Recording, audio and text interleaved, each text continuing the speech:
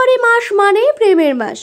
এই বছরে এই মাসে একই দিনে পড়েছে বাঙালির ভ্যালেন্টাইন ডে অর্থাৎ সরস্বতী পূজা আর ইংরেজির ভ্যালেন্টাইন্স ডে।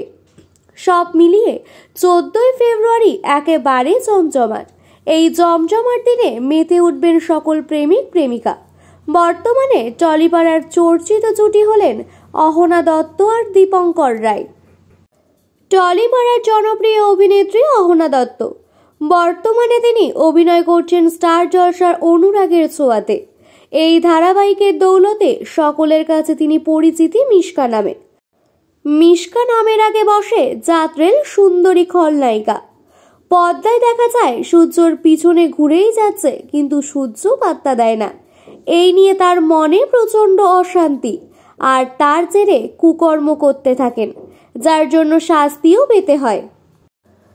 তবে বাস্তবে কিন্তু এমনটা নয়। বাস্তবে তিনি পেয়ে গেছেন নিজের পছন্দের মানুষকে।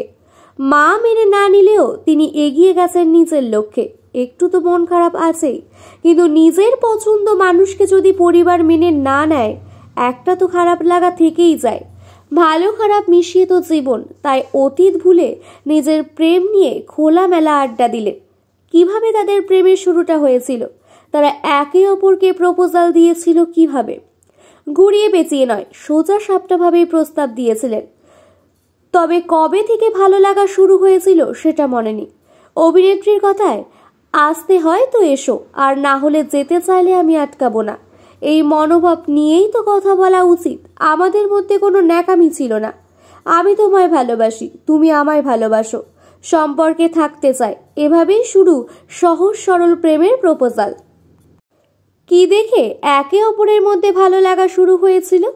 অভিনেত্রীর কথায়, মানুষ হিসেবে সব সময় আমার ওকেই ভালো লাগতো।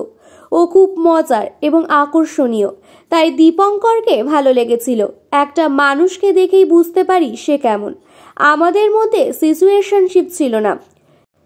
একজনকে ভালো লাগে, তাও অন্যজনের সাথে ফ্লার্ট করিনি। আমাদের সহজ সরল প্রেমের গল্প।